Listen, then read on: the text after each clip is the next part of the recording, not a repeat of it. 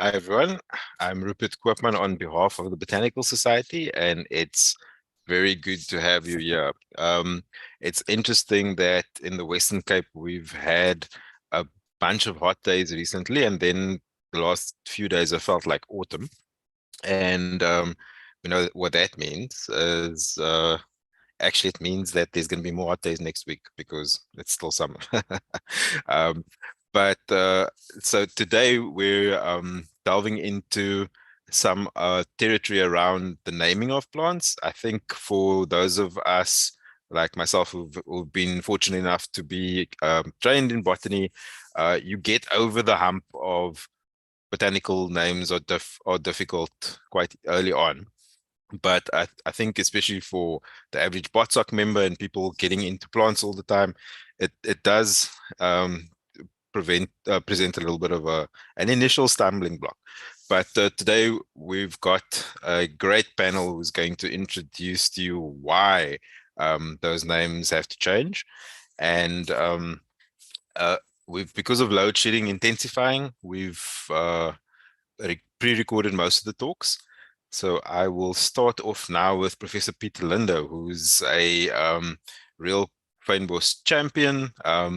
He's from Piketberg originally, did his training at UCT and trained many other botanists, notably worked with quite a lot with Elsie Esthuizen, which we'll talk about. We'll talk about her in a future webinar when we start talking about collectors. And then went to the University of Zurich, where he spent the rest of his career, and he's now retired. And that means that he's got more time to be in South Africa. And the irony, of course, is that he had to retire in order to do more taxonomy. So he's busy working on sorting out some of the restios and a couple of secret projects that we can't talk about right now. But that will we will talk about it in future. Okay, so I'm gonna let rip with Peter's video, and thank you for joining. You guys know the rules by now, but if not, please introduce yourself in the chat. Any questions that you have, please put it in the Q&A, and we will be doing the speakers back to back essentially, so that we can have a question answer session at the end of it. Cool. So enjoy. I found this extremely interesting, what Peter had to say, and I hope you will enjoy this as well.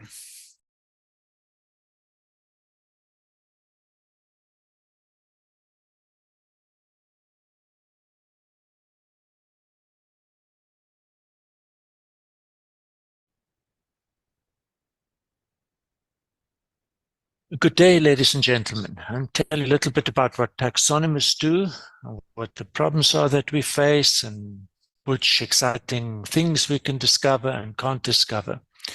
Our taxonomists basically describe the morphology, the ecology, the distribution ranges, phenology, anything we know about species get compiled. And this information gets used to make a list of all the plant species on the planet. So we basically describe the taxonomic diversity on the planet. We give for each species all this information together, and then importantly, we give each species a name. This name is central to allow us to retrieve this information.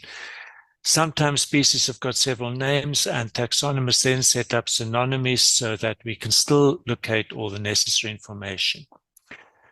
And the final thing we do is provide information about how species can be differentiated from other species, so how they can be identified. Without that, of course, we wouldn't know which species we are working with. Now, this is a huge mega project that was started by Linnaeus in 1753 with his starting gun being his Species Plantarum, in which he attempted to list all the known species at the time, added up to a spectacular 7,300 species in the Species Plantarum. If we put it into context, the Cape Flora's got 10,000 species, the South African flora 25,000 species, and currently we know of about 400,000 plant species. The base evidence on which this taxonomic work is based are herbarium specimens. And these are oftentimes annotated by taxonomists, so we know what each taxonomist means by his names, and it's also where the descriptions come from. We have accumulated an eye-watering 390 million herbarium specimens already. These are housed in 3,100 herbaria, which employ a staff of 12,000. So you can see it really is a mega project compiling the diversity of the Earth's flora and employing a large number of taxonomists. The outputs have been whole libraries of books. These include global floras, national floras like the Flora of Southern Africa, regional floras like Adamson and Salter, checklists like Goldblatt and Manning, identification guides like Felton Flora guides, and then monographs, which are specialist accounts of particular plant families or plant genera. Taxonomists are basically faced with three sets of problems. The one is delimiting species, the second one is assigning the species into the correct genera, and the third one is devising ways in which these species can be identified. Species delimitation is largely based on two criteria. The one is synthetic, the other one is analytic. The synthetic criterion is based on the principle that what applies to one population of the species should also apply to all of the other populations. So if we know what the plants look like in one population of the species, what their biology is, the ecology, etc., this should also apply to all of them. We have the same thing in humans, for example. What applies to one population of humans also applies to all of the other populations. The second criterion is analytic. And that means we try and determine what the closest relative of our species that we are studying are, and then how does it differ from them. For example, we say our closest relatives are the gorillas, and we can quickly come up with a list of ways in which we differ from gorillas. And these two criteria, the synthetic and analytic, are used together. And these are very powerful for allowing us to define species that are optimally useful. For example, Palansis restiocebrae, Ishara lepocebrae, the restio most of you probably know is the most widespread one. It's found everywhere, etc., etc. Palans had an extraordinarily wide definition of the species, and that meant that if you found one population of the species, you really couldn't extrapolate to the rest of the species. It just simply didn't work. And over the past 30 years, then I've split large numbers of species off, 7 in total already. One of them, for example, is Ishara venustulus. It's a high species, high elevation species, grows where there's frost and snow, and it can easily be recognized by its tufted growth form and woolly profiles. And we can go through that list each time. For each one of those segregates, we can define the ecology and the geography, and also the morphological criteria by which it is separated. That gives us both the synthetic and the analytical component. And these elements are used both for new species. If you find a new species, you have to determine what it is most closely related to, also for species complexes, or also in cases where the same species has been put under several names and we discover the analytic criterion doesn't work. We can't differentiate them anymore. So it's a very powerful method. And this oftentimes leads to us splitting up species or describing new species. Now, both cases, of course, involve name changes. Generic delimitation is the other criterion that challenges us quite a bit and has changed substantially in the past 30 years. Genera are defined as groups of genetically closely related species. Specifically, they're all descendants of their most common recent ancestor. That means they're genetically very similar. And that means that if we know one species and we don't know another one, we can predict the attributes of the unknown one from the known one. Because, of course, mostly they're genetically very similar. It's the same as if we knew very little about gorillas, we didn't know how their hands worked, we could predict from humans that they would have opposable thumbs and find it in there as well. Genera are oftentimes very common knowledge things almost. Linnaeus figured that all botanists should know all genera, for example, but then he had dealt with a much smaller flora. And if I go through the common genera, most of you will probably know them: Protea, Erica, Diza, Wildernovia, Senecio, etc. One quickly think of the criteria by which those genera can be identified. And species can then, or at least Linnaeus did, be seen as different manifestations of the same genus. So they're ecologically or geographically distinct elements of the same species. The third challenge is designing identification systems. Linnaeus was not challenged by this. He had 7,300 species. He reckoned the competent taxonomist would know all the genera, and he just simply diagnosed the species from the genus. By 1800, the number of species was increasing drastically, and soon people started using dichotomous keys. Most of you have probably used dichotomous keys and sworn at them because they use characters which are oftentimes difficult to see. But a good dichotomous key would use precisely those characters that differentiate closely related species, differentiate them against each other. So they can be very useful, but they're very difficult to write. In the past 30 years, we've had the development of computer-based interactive keys. These are much easier to use once you get past the digital challenge, but most people seem to not like the digital challenge and prefer to use dichotomous keys that are printed on paper. The result is we've got rather few in the Cape Flora, as far as I can recall, only for the Restinaceae and for Erica. In the last 3-4 years, photo recognition apps have become quite popular. These work well for well-known species with large flowers. You take a photograph, the photograph gets uploaded to a server somewhere, compared to a whole bunch of known images, and a name gets produced. It's difficult to know how accurate the name is. I've used it for the Swiss flora, where we've got a reasonably good one. Half the time you get within about 5 species of the correct species. So it's not at the moment that good, but I suspect there will still be a lot of progress with these keys. So in conclusion, where are we with this giant taxonomic project? I reckon the European and North American floras, the taxonomic project has been largely completed. The floras are small, there are many specialists. Taxonomists are now largely rearranging the deck chairs on the Titanic. In the tropics, the story is different. The floras are poorly explored. There's still many species which are not known, and the floras are also very rich. The Cape Flora occupies some kind of intermediate position. For most genera, we've got a reasonably good taxonomy available, but there's still many new species to be discovered. And every year we find new ones, even in well-known groups like the Iridaceae and the orchids. And on top of that, many species complexes are poorly known. We still need many more collections, particularly of the poorly known ranges like the Langeberg or the Otaniquas, or big chunks of the Great Swartberg and Klein Swartberg, which have hardly ever been collected at all. We don't know what is lurking there. we don't know how well our current taxonomy would cope with whatever variants we might be able to find there.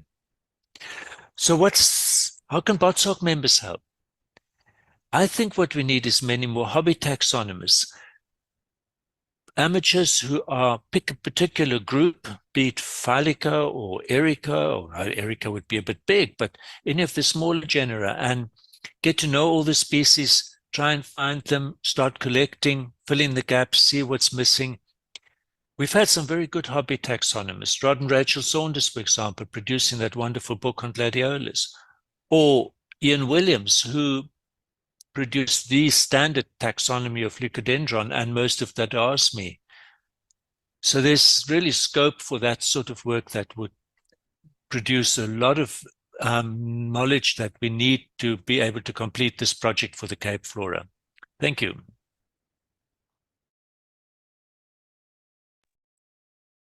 Thank you, Peter. And of course, what goes to the Cape Flora goes for the rest of the country. There are big gaps which still need to be collected. And recently, at the end of last year, we had a field guide for the Waterberg, which is quite an understudied area in Limpopo.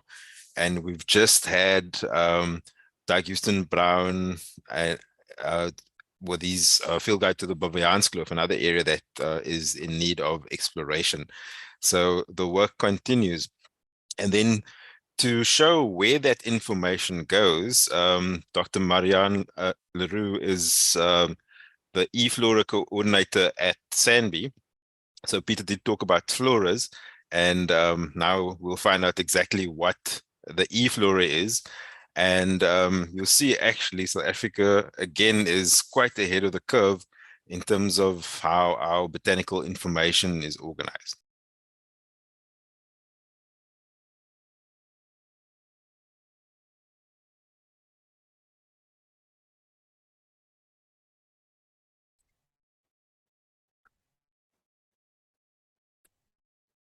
Good afternoon, BotSoc members. Peter contextualized how taxonomy was shaped over many years, and he mentioned that one of the outputs or products produced in taxonomy is a flora. Traditionally, a flora is a taxonomic treatment of all the species within a predefined geographic area, and this is a typical product to account for botanical diversity for regions or countries. When I talk about the EFlora of South Africa specifically, I refer to a treatment of all the indigenous species within the geographical boundary of our country.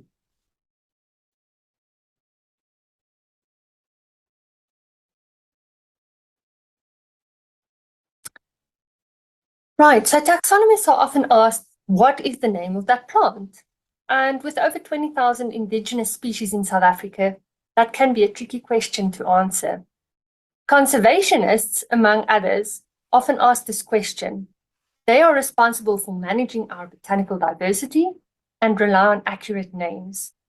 Identifying plants are becoming trickier as the number of professional taxonomists are decreasing and access to the multitudes of publications containing identification keys and descriptions rather difficult. The plea from conservationists asking for help were heard and addressed in the global strategy for plant conservation. The first target of the strategy is focused on developing an online flora. And with an estimated 400,000 species, this is no small task. A consortium was established to take on the work, and SANBI joined the World Flora Online Consortium, or in short the WFO, in 2013 when the EFlora South Africa project was initiated. The World Flora Online Consortium currently consists of 48 partner institutions, building a consolidated global view of our botanical diversity. Now I'm quickly going to give you an overview of flora production in South Africa. The first person that produced the flora was Carl Peter Thunberg, and he wrote and published the Flora Capensis in 1823. And this was a monumental work, and therefore he is still known as the father of Cape botany. This treatment includes about 2,800 species and was a major reference for almost 100 years. Following this treatment, William Harvey and Otto Sonder commenced with a new Flora project, also called Flora Capensis. 3 volumes were published from 1859 until 1865, but this project came to a halt with the death of Harvey in 1866. And unfortunately, Sonder became disinterested and sold a large component of his Greater Cape herbarium collection in 1875. This project then stood still for several years until the Royal Botanic Garden, Kew, decided to take up the project. And it was resumed in 1896 and were run under the leadership of Brown and Wright. Botanists from both Kew and South Africa contributed treatments, and this project was finally completed in 1933. It included 7 volumes and dealt with 11,731 species. And just note the difference between Thunberg's treatment and the number of species treated in this Harvey and Sonder's Flora Capensis. And then 20 years later, in 1955, the Botanical Survey Advisory Committee in South Africa approved a new Flora project to replace the old Flora Capensis. This was supported by the Minister of Agriculture, and it was going to deal with the flora in Southern Africa, and this includes Namibia, Botswana, South Africa, Lesotho, and Eswatini. They were planning for it to be finished within 40 years, and they estimated the treatment of about 20,500 species. By the late 1970s, it was realized and recognized that progress was slow. Units within volumes were finished before the complete volume was finished and led to some parts not being published. And they decided to change the format of the Flora of Southern African series to help productivity improve. And smaller units could then be published in the journal Bathalia under a specific heading, FSA Contributions. By 2006, only about 18% of the then known 24,000 taxa were treated. Then in the 1990s, a Conspectives program was initiated. Now, a Conspectives is like a condensed flora treatment. The descriptions are very short, only highlighting the most important diagnostic characters. So it's more than just a checklist, but it's not as comprehensive as a flora. The Conspectives is dealt with regions in some cases and provinces in others. The first Conspectives was the plants of the northern provinces of South Africa, published in 1997. And that dealt with the plants in all species in the 4 most northern provinces of our country. Then followed the 2012 Conspectives, the core Cape Flora, dealing with the fynbos. Thereafter, the extra Cape Flora in 2013, dealing with the Makwaland. In 2017, the plants of the Free State was published, and then in 2019, the Flora of the Eastern Cape. So that was slightly more than just a Conspectives, and it consists of 3 volumes. So there are 2 Conspectives remaining. The first one is that for the Namakuru, and the second is for KwaZulu-Natal. And once those 2 are published, it's in preparation at the moment. And once that is published, we'll have Conspectives for all the provinces and regions in the country. Right, and then as I've mentioned, the South African EFlora project was established in 2013. And considering that the global flora consists of about 400,000 species, we know that South Africa can contribute between 6 and 8% towards the World Flora Online. And note that more than half of this contribution will be a unique contribution to WFO because of the high number of endemism that we have in our country. When we started with this project, we had the prior knowledge that Flora projects take a lot of time. It's human investment, and that's something that we don't have. And we were working with the deadline. The project started in 2013, and our initial deadline was 2020. So we did not have a lot of time to start anything from scratch. So we decided to look at what we already have. South Africa is in a very fortunate position that our taxonomy and botanical community have been very active for several years, as I've shown with this overview as well. So we analyzed what kinds of publications are available, and we decided to populate the EFlora with information that's already existing. And this is just a quick summary and analysis that we did initially to determine where all of these, where all the information would come from. So we've taken revisions, monographs, synopses, and then information from the floras that have been published to populate the EFlora. We are using the South African National Plant Checklist as our taxonomic backbone, and then we are linking all this taxonomic literature, descriptive information to the checklist. All of the data for the EFlora is stored in the Botanical Database of Southern Africa, or in short called BODATSA. And we are then disseminating the data via World Flora Online, and we are also disseminating data in future, soon in future, by SANBI's Biodiversity Advisor. We have about 99% of species covered in the EFlora, and we have already shared a large part of this data set with the World Flora Online. And this is just to show you what the WFO portal looks like. This is the homepage. One can search for whatever species that you're interested in. I've taken, for example, Preez cineroides, just to show you what it looks like. So within this page, you'll find the diagnostic description, morphology, habitat distribution information, and whatever other descriptions are available for this species.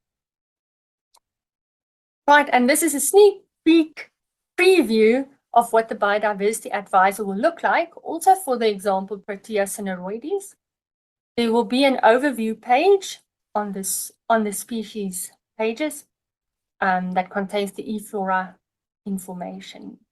And then there are several other tabs, for example, the gallery, where iNaturalist images and other images will be displayed. There's a names tab containing all the synonyms, also something Peter mentioned in his talk. There will be common names also on the names tab. And there's a tab for classification, literature, and very important, a tab for records. That is where all the observations from iNat and herbarium records will be displayed. The herbarium records currently come from the 3 SANBI herbaria, but in future it will be expanded. And then there's more information that will be populated, for example, sequence data and red list assessments, and so on. So we'll continue to maintain the EFlora database. It's a dynamic system. And as the South African National Plant Checklist is updated, we are also going to update the EFlora.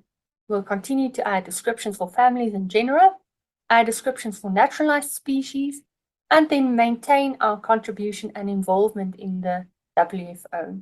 And then we'll publish the EFlora on the Biodiversity Advisor soon.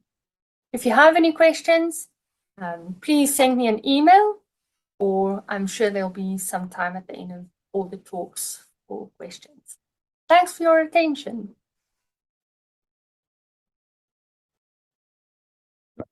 Thanks, Marianne. I see there's a very interesting question for you from India. So feel free to either answer that. I see you're answering it. Okay, thank you very much. Okay, so that gives us a really good background as to what's going on from a structure point of view. And what is then useful is the actual specimens, because I think most of us are now on the iNaturalist train, but ultimately, especially for the difficult to identify families and genera, nothing beats a specimen for actual examination by a specialist. And I went and found a group that most of us struggle with, grasses. And I really want to thank Caroline Mashau from Sandy, who works in the herbarium up in Pretoria, for getting excited about grasses in a way that I didn't think was possible. So let's, I've also got a pre-recorded, and yeah, this is the primary information that we require ultimately for a lot of our species in order to get them known.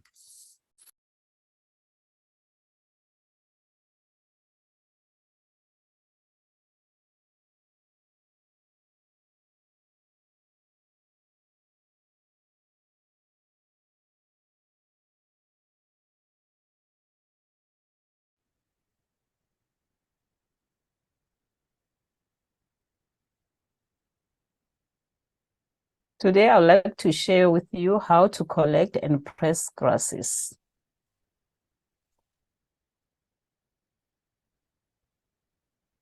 Then the introduction, I'd like to share with you the equipments, collecting of the grass plant, essential information needed, pressing and drying of the grass specimens.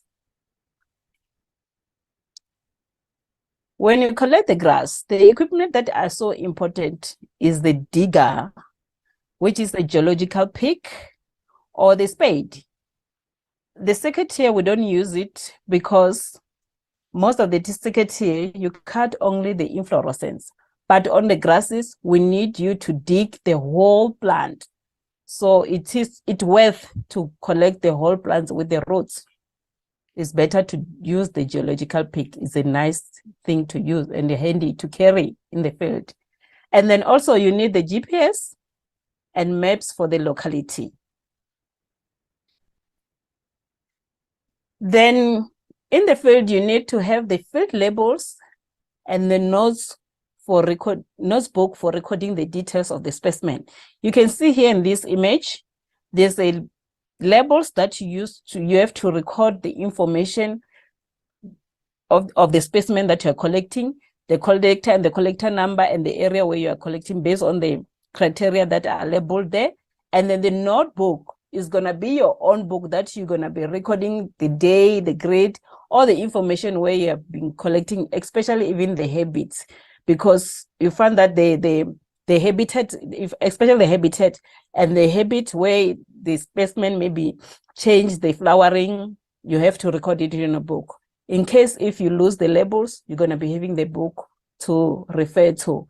You need the plant pressing for drying the specimen because the specimen need to be placed on the dryer. I'll tell you all the information that are needed on your dryer, on the press.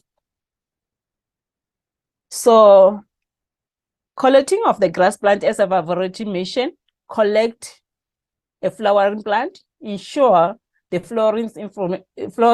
inflorescence are not too old. The reason why, because if the inflorescence is too old, you're going to lose some of the characters. It's important to collect the whole plant. And then the whole plant include the roots, stolon, and the rhizomes. So on this point, I just want to emphasize on this point that some people, you find that they collect the photos, and then the photos that they send on the iNaturalist, you find that sometimes are not good, because when you take the image of the grass, it's not that easy.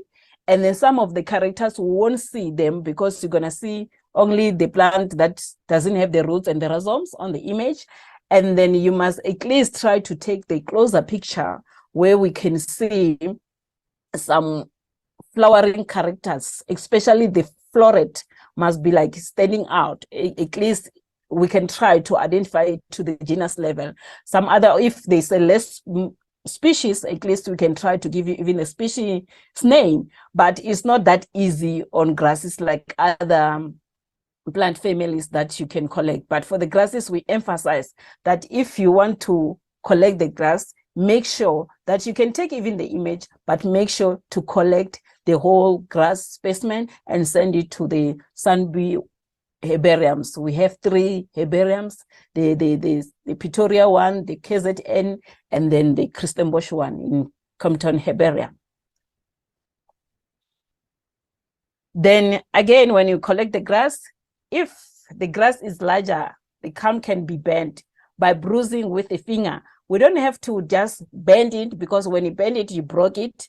You just have to bruise it by a finger and then lie it nicely on the page so that it will fill. Don't cut unless absolutely necessary, for in case if it's a big reed that is got lots of characters that are needed to be placed there. You can especially cut the base showing the rhizomes and some leaves, and then parts of the culms with leaves where there's a branching, and then also inflorescence, which means at the end you're going to be having 3 sheets, which means it's going to be sheet 1, sheet 2, sheet 3. On these 3 sheets, they will be having a different materials. But if your plant can fit in 1 sheet, which means you can bruise it and bend it and then go up and down to lie it. For example, the way you can see here in this image, this, grass, it was too tall for the sheet, but you can see here they bruise it and bend it, and they go down and bend it and up again, bend it and lie the inflorescence nicely so that they can see. And then even here at the base, we need the roots so that we can see there are some characters like hairs here in the base that makes this grass to differ from other species that are related. The essential information needed when you collect, as I mentioned before, that you have to have the field label. There must be the date of collection, your collector name, and then their specific number for the specimen. When you start collecting the specimen, you're going to say the specimen, this one is number 1. And then if you have 2 specimens that you are collecting there for the 1 plant, it must be the duplicate, and the duplicate must have the same number. Don't say because this is another plant and this the same plant, you give them different number. No, same plant must be given 1 number, and then that other one, which means it's going to be the duplicates. And then the duplicates, you are feeling free to send the duplicates to other herbariums, and then duplicate and the other ones to the other herbarium, so that for in case if one material can be damaged, you're going to be having a backup on the other herbarium. So the locality GPS reading is so important to record it, where you collected it, and the province and the nearest point of the node, e.g. the town, the mountain of the standard map, and the precise locality, whether the plant that you're collecting is near the dam or near the farm. That information is so necessary for in case if someone wants to go and collect that plant after some years. So it's easier for the person to track where you collected it, especially if you have a GPS and then precise locality. The information regarding the plants, the environment, and plants' impact on the environment is essential data which cannot be seen on the dried specimen. So on the pressed specimen, such as the habitat, you must mention that it was in the grassland or rocky ridge, and then habit, whether it's the height of the plant or the touch size, and then even the specimen features for them that will be disappear with the drying, either the color of the leaves or the color of the fruits, or either the color of the flowers. Sometimes you find that sometimes after drying, some of the flowers can be changed, but especially on the grass, it's rare to find them changing. But on the other plants, you can find that when you press them, they change. But anyway, it's so important to record it on the label to write all these features that you are seeing on your plant. So pressing and drying of the specimen, this is another thing that in your press, you must be having such information.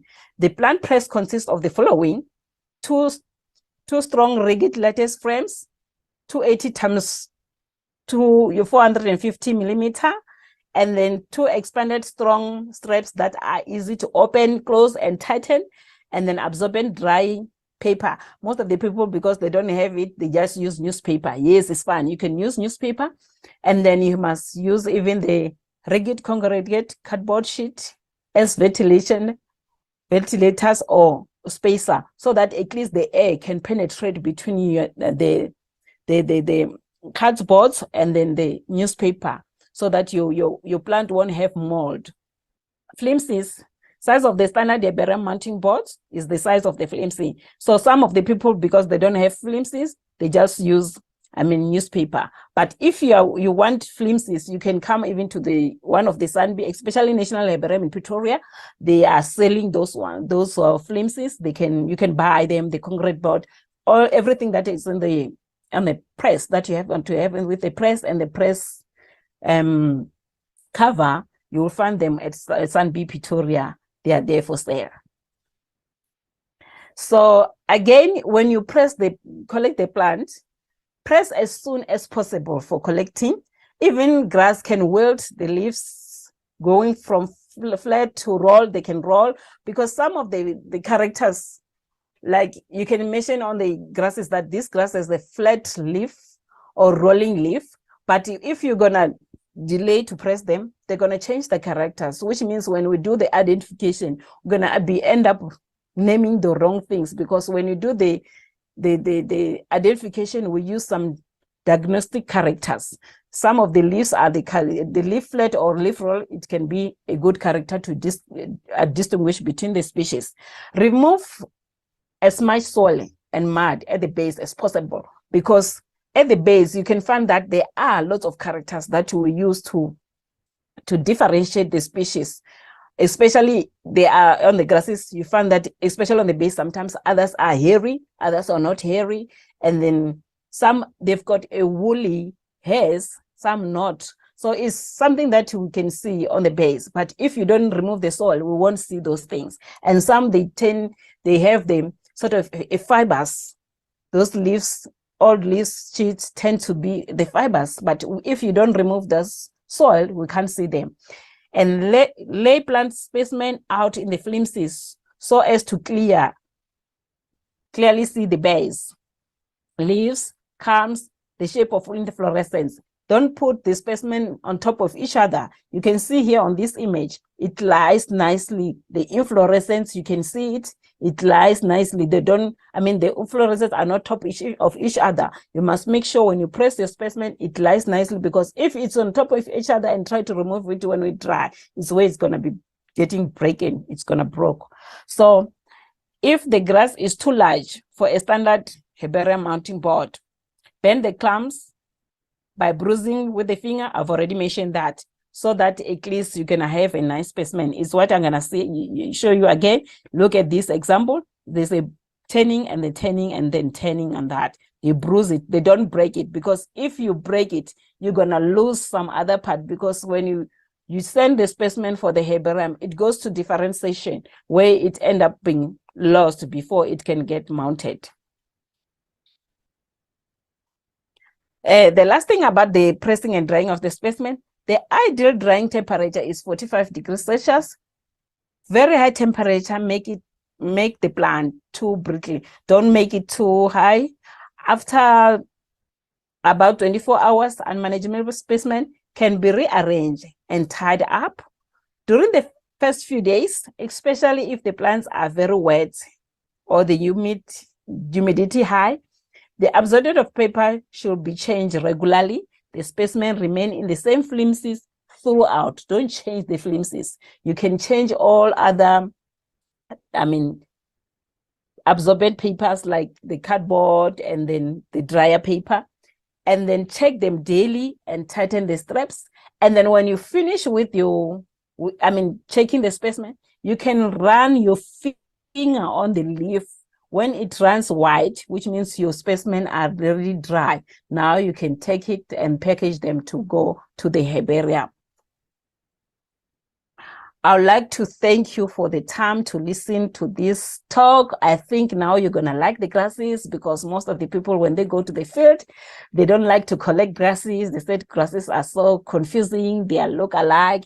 So we have plus or minus, 1,000 species of grasses in Southern Africa, which is a lot, and then grasses covers 30 to 40% of land coverage in globally. So thank you very much for your time. Thank you. Yeah, so if that doesn't guarantee us a spike in grass collections, I don't know what will. Also, just for reference, what Caroline and our next speaker, Brian Dupree, have in common is that in the last 4 months, they've handed in their PhD. So hopefully in the next couple of months, we'll have a couple of new taxonomy doctors. So that's exciting as well to broaden the base. And they're pretty young as taxonomists go. Okay, so our next speaker is someone I've known since he's been a teenager.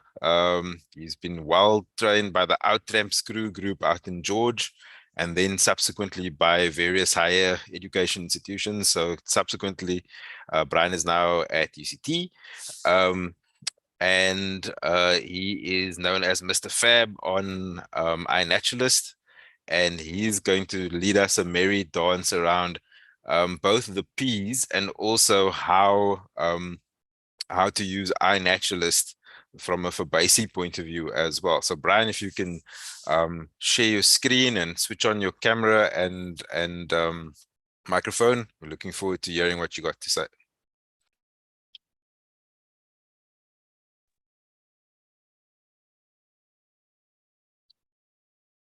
All right, can everyone hear me? Yep, and please put on full screen, the display.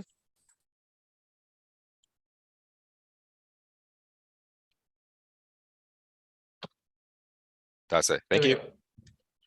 All right, good afternoon, everyone. And thank you for staying on to attend this last talk.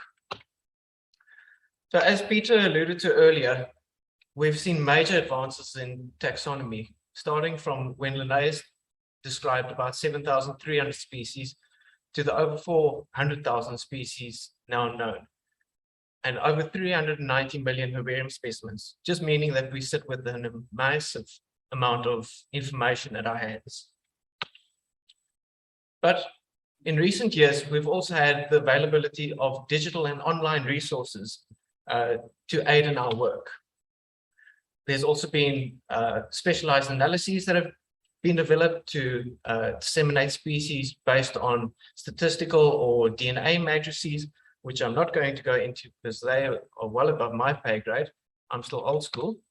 And then molecular phylogenetics, which have, one, helped to improve the classification of plants at different levels, also looking at relationships between species and different classifications, as well as understanding evolutionary patterns of these plants. So species descriptions look a lot more different now compared to back in the 1800s. As we have more and more species, we need more and more detailed descriptions to disseminate and distinguish between species. And we also have lots of photographic plates now, and a lot of other useful information that is not included in previous or older works. And it also is a big benefit to have all the text in English rather than Latin. So as alluded to earlier, Flora Capensis was a major work for the Cape Flora and an improvement on the early 1800s work. And one of the great things for having access to these floras is through online portals, for instance, the Biodiversity Heritage Library, where you can access most of the old books that are freely available for anyone to access, and then even download certain sections if you need them.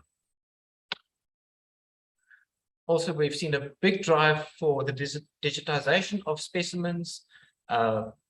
So I can sit here in Stellenbosch and look at specimens from all around the world. This Indigofera here, for instance, is in a herbarium in Ireland. JSTOR Plants is also one of the portals on which you can access specimens from all over the world. You do need special access to get onto it, but if you can get access to it, it's a great resource to have. It means you don't have to necessarily travel the world and visit all the herbariums, even though that would be nice. And then the rise of molecular phylogenetics. It's one help to test the validity of groupings, so to test whether genera are indeed monophyletic entities, basically whether all the species in one genus descended from a single common ancestor, and then also groupings within genera. If you see on the right here, basically you create a tree out of a DNA matrix and it spits out branches. These numbers indicate the support for a branch, so this branch is very well supported, but these branches are unresolved, which means that you cannot infer species relationships, where if you look down below here, you've got a very nice dichotomous tree with very good support, indicating that these species are mostly likely to be sister species. And once you have a phylogeny, you can do some very cool analyses. So here, as part of my PhD, I did an analysis where I inferred morphological characters onto the molecular phylogeny to assess how these characters evolved. Take that even further, with your phylogeny, as long as you can calibrate your phylogeny or the base of your phylogeny to a date using fossil records, you can infer the age of different radiations, and then step that further. This is basically a biogeographical analysis indicating how species have dispersed around the globe, scaled to time. And then, of course, these days we've got nice access to computers that can make pretty diagrams for us for illustrations. And then, of course, our digital cameras, either proper camera or even your cell phone camera that takes absolutely amazing photos. And while we're speaking about photos, iNaturalist is really a great tool for systematic studies. One, it's a collection of mostly recent observations of species that have GPS locations, which are much better than herbarium records, which are often only georeferenced and inaccurate. It's very useful in identifying knowledge gaps, as well as assessing some characters just from the photos. And also, it's often a treasure trove of interesting species. So for my Indigofera work, I created an umbrella project, basically to include all the species within the Cape Floristic region, from which I did a lot of my work from. And as you can see, quite a large number of records that I had to work with, which is outstanding. And visualizing the maps on iNaturalist can also help to identify where the knowledge gaps are. So you'll see the guys on the Cape Peninsula have that pretty well covered, but there's a lot of areas just in this region that are almost unexplored Indigofera wise. So where iNaturalist can continue building forward is encouraging people to try and fill these knowledge gaps. Now, this was one of the species that hadn't been seen for a long time. It was only known from 4 specimens historically, dating back to the early 1900s. And scrolling through iNaturalist, I just happened to come across it and managed to collect it. Just thanks to all those people that have helped to post all these observations on iNat. People also happen to, from time to time, post brand new species on iNaturalist, things that we were unaware of in herbarium collections. So this species was posted from near the Otaniqua Mountains by Steve Maltino. Not a great photo, but enough there to grab my interest. I went back, took nice, decent photos, and confirmed that it is one of the new species that I'm busy working on publishing as part of my PhD. Now, when we look at characters, it can be a bit overwhelming to people that ask, what must we photograph to look at? So to really make it basic, there's four main things that we look at for a number of different characters. So shape, size, color, and hairs. So those characters can be conferred onto growth form, on the stems and branches, leaves and stipules, the inflorescence and bracts of the plants, the calyx, very important, corolla, stamens, pistils, fruit and seed.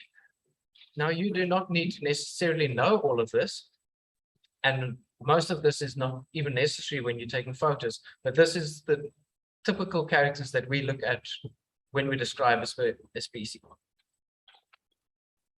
And additionally, location, phenology, geology, and habitat are also very important, because a lot of species only occur in certain areas or in certain geologies, and that way we can also split them as not only being morphologically distinguished species, but also edaphically separated.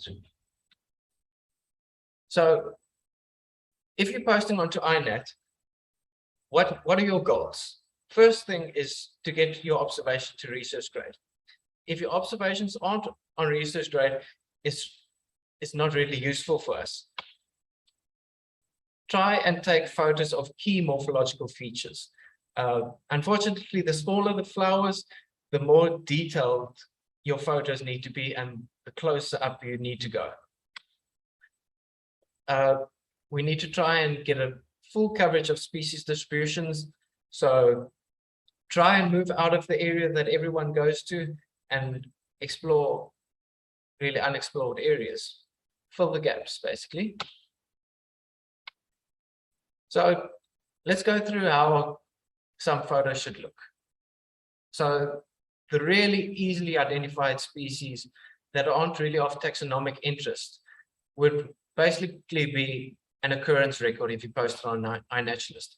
And really an easy, just take a single photo, as long as there's something to distinguish the species that is not just a green blur, that's sufficient. And this is great for monitoring invasive alien species. So also when we've got a little bit more detail needed, this is maybe not the best photo. I've included in this photo also a photo of the whole plant, but I know for Proteaceae, it's important to often include notes. So on this species, I noted that it's a resprouting species, which helps Tony then to confirm that it is indeed this species rather than another. So if possible, and you don't have the best photos, try and include notes that may be useful to us.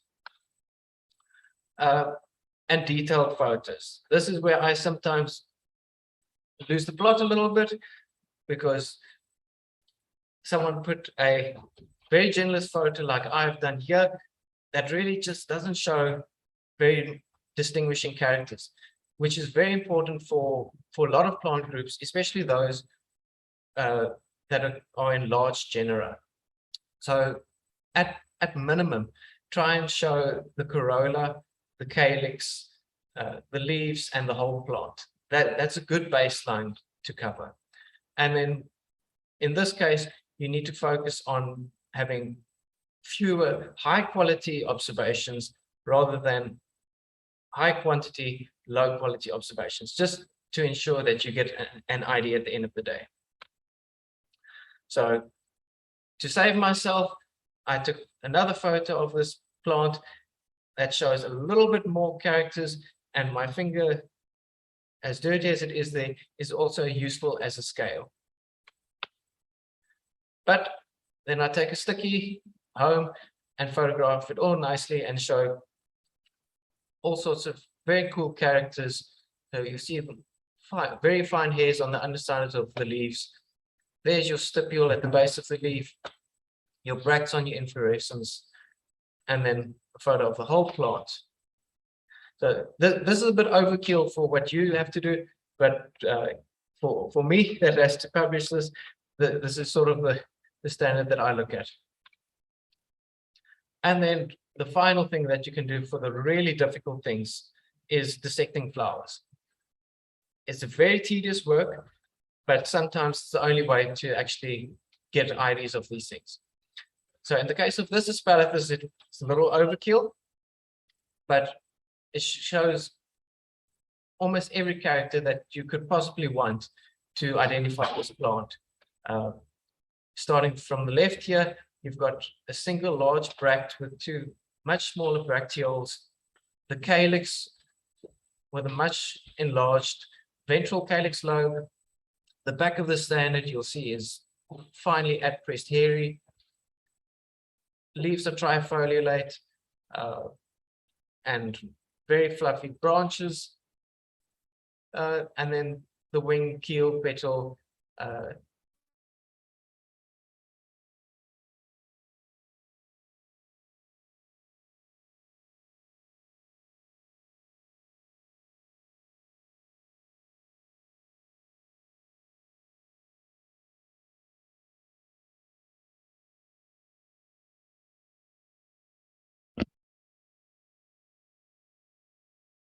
I think that might be the load shedding. Brian, are you still with us?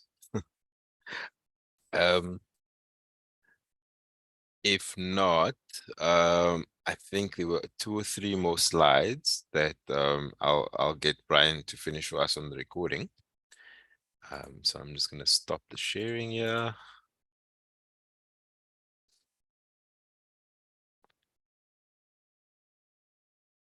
Okay. Sorry, Brian. But I think that gives a really good overview of what a good INAT observation looks like. As he says, some of it is overkill potentially, but we should always be aspiring to be better. And the first thing is to take pictures that are not blurry.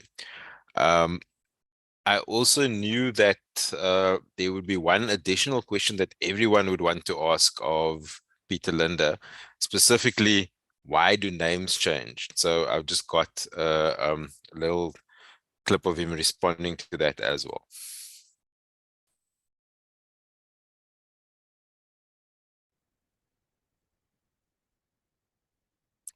Yeah, name changes hassle everybody.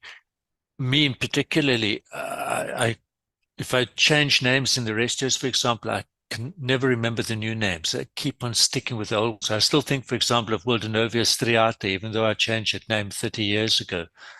And there's several reasons why names change. The one is when, probably the most common one, is when the generic delimitation changes. And then the generic name changes and the species name stays the same, and it still comes across as a name change. From Restio to Charolepis, for example, is a common one. Then the next one is if somebody discovers an older name.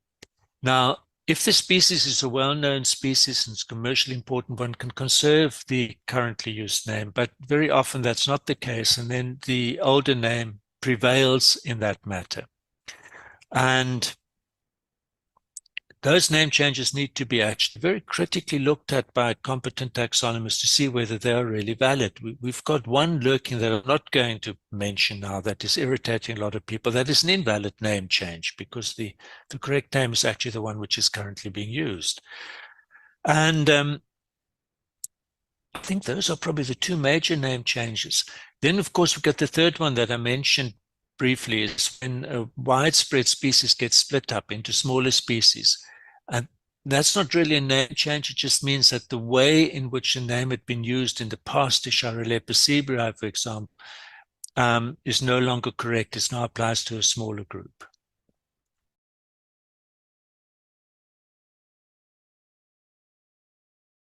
So that gives you a bit of an answer. I mean, initially,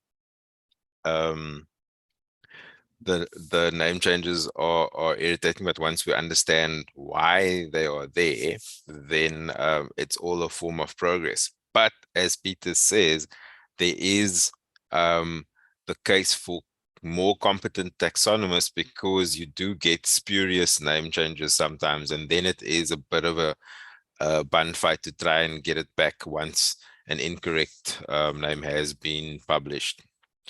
Okay, I'm just checking via WhatsApp with Brian.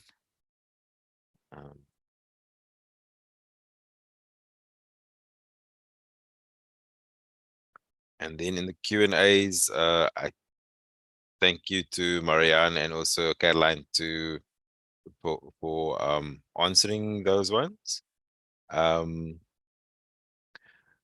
And Dave and Sue Whitelaw, we will I'll also refer you to a couple of people as well, just to have a chat about the barium. Okay, so excuse me. I'm gonna do a news flash salon until Brian gets back on.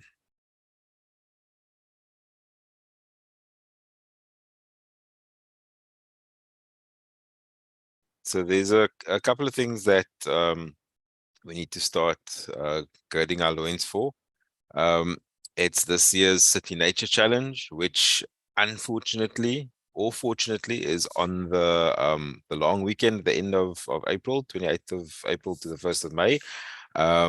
But as I've suggested before, it's a good idea to incorporate iNaturalist into your travel. So there is an opportunity for you to fill in some of those gaps that Brian had mentioned on the distribution. So if you're keen on that sort of thing, get in touch with the various node leaders of the iNat challenge. So most cities at this point will have either a BotSoc or a CNC coordinator that you can contact directly, or through the usual channels.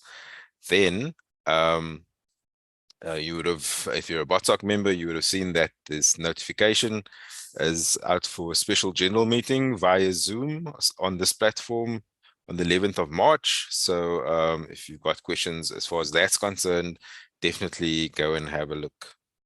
So let's see if we've got Brian back yet. Oh,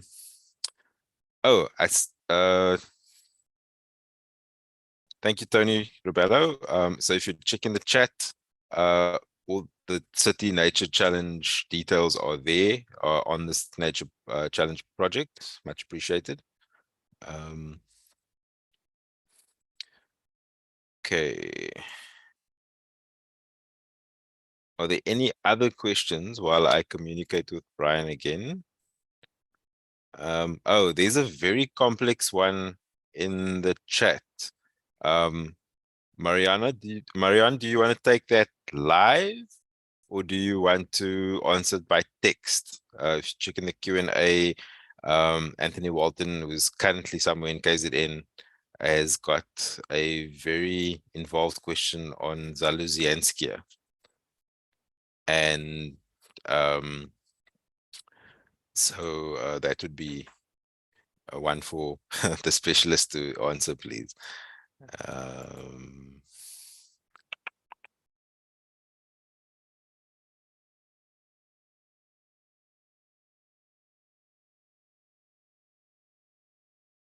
I'm not gone anywhere. I'm just trying to call Brian.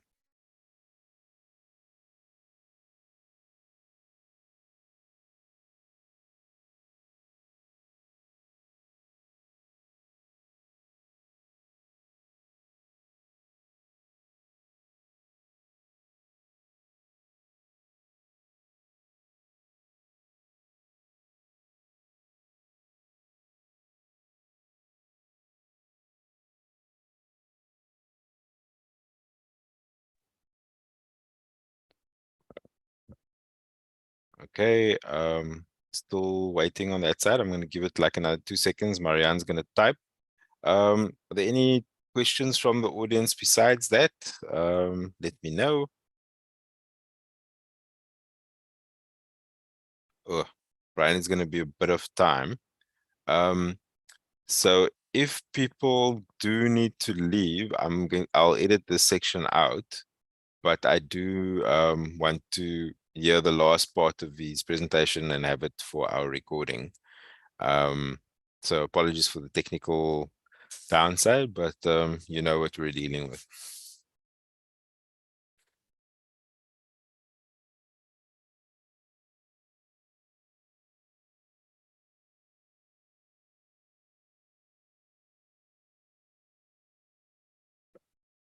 Okay, so I see that Marianne is typing the response to Anthony. Okay. And I think that's something that's worth quickly discussing here. So Anthony's talking about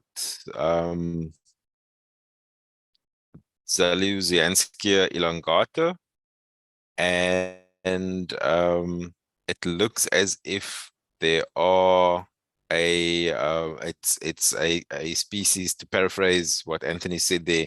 How do taxonomists deal with taxa like this that are one foot in the present and another in the future, being that it seems to be kind of evolving?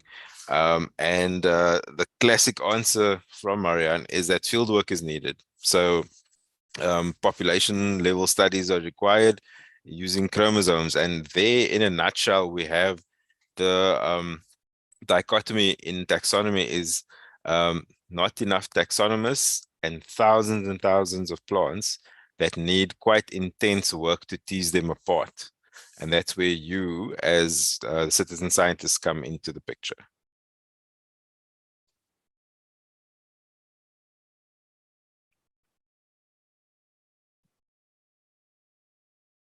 Okay, still waiting. But if people do need to leave, there's one final announcement from my side, is that because it is autumn, by the time of the next webinar, because of February being a short month and March being a long one, it's going to be about 5 weeks until our next webinar. And by then, we're definitely going to be slap bang in autumn and busy preparing gardens. And we want to get a view of from across the country of various ways of preparation. So in the winter rainfall areas, you want to be preparing your garden, and somewhere like the Highveld, you want to be preparing your garden in a way that it can withstand the frosts and so forth.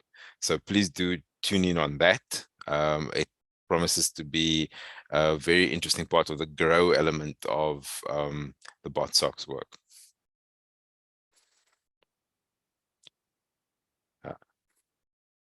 Okay.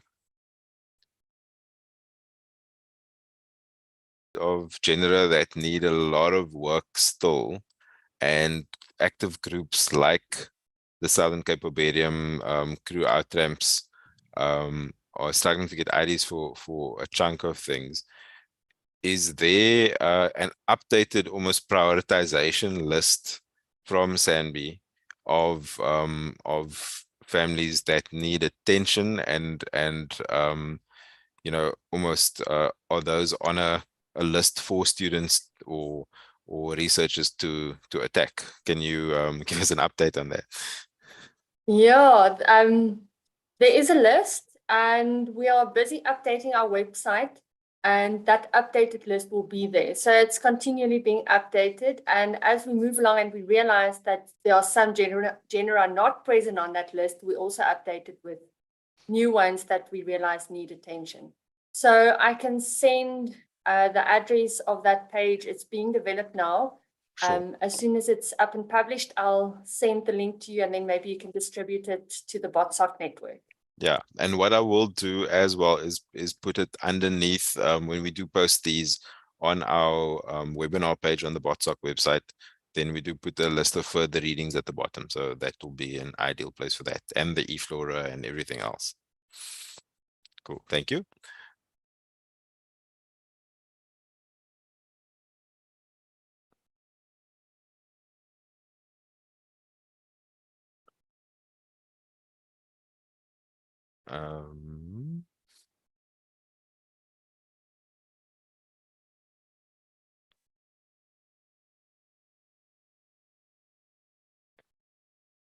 So luckily, I've got the option of editing this out afterwards. Brian, have you found your presentation? On the way. Okay, great. Yeah, unfortunately, when load shedding catches your computer on, it just absolutely crashes everything. And it takes now 20 minutes to get the computer working again. Yeah, that's fine. So werk ons. Okay, whenever you're ready. I'm gonna switch my computer, my camera and stuff off. So. I'm not there yet.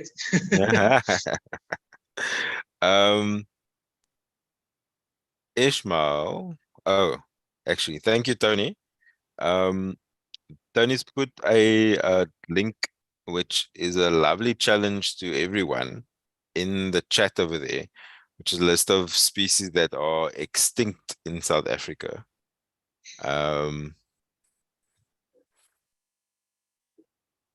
And I think that will keep people busy for a while.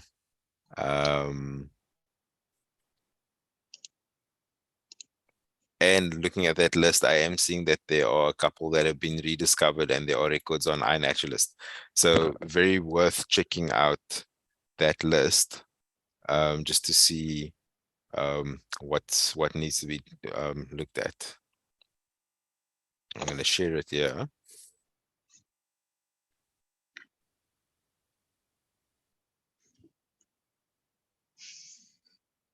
And so this is fascinating. So the top one is actually one that Brian refound in 2019. And there are some which are definitely extinct in Cape Town because all the habitat is gone. And then it starts getting interesting.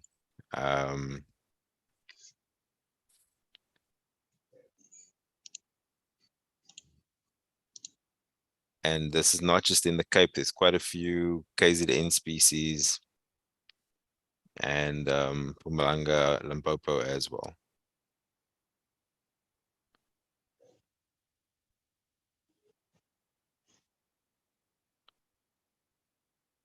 Good.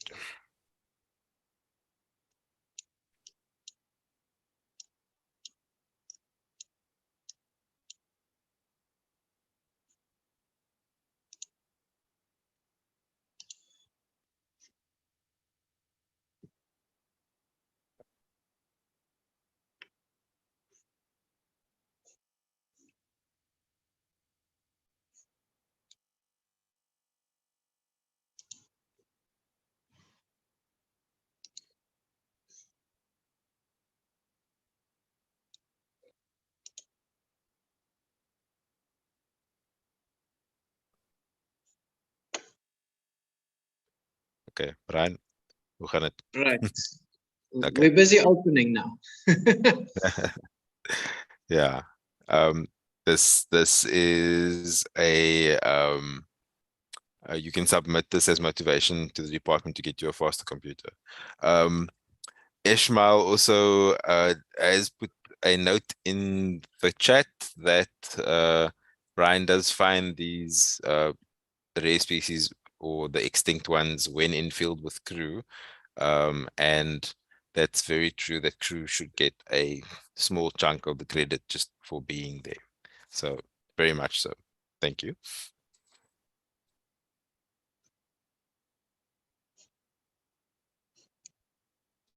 Okay.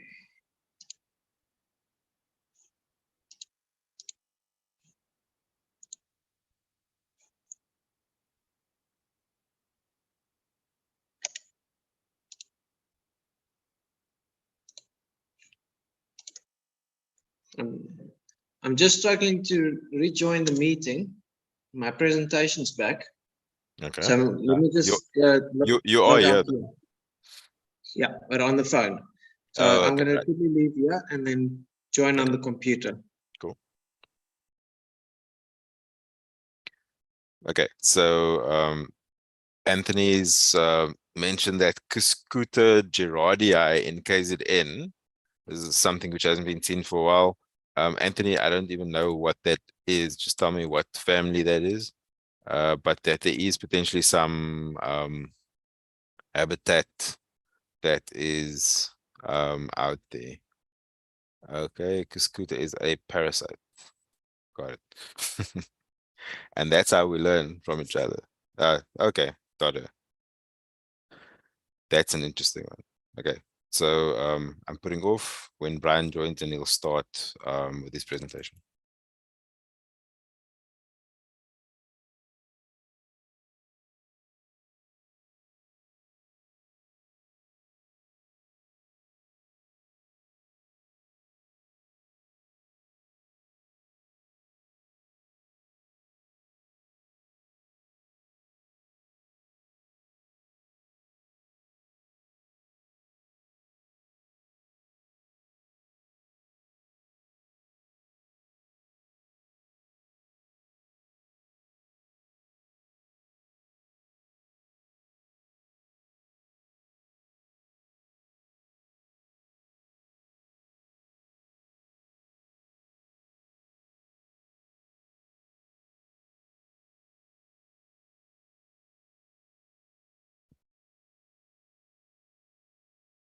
Okay, I see you.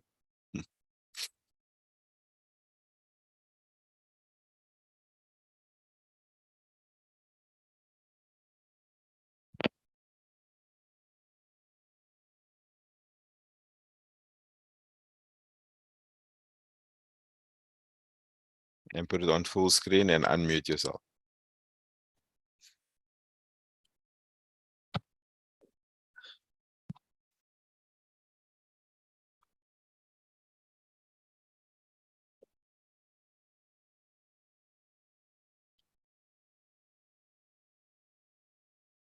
All right. Thank you. So back to dissecting flowers. Ericas are also very important to dissect if possible. It's a lot of the time not necessary, but with 650 species in the Cape, there are some species that just need the internal diagnostics. So mainly the presence or absence of anthespurs and whether the ovary is glabrous or hairy. That's really all that you need on the inside of an erica flower.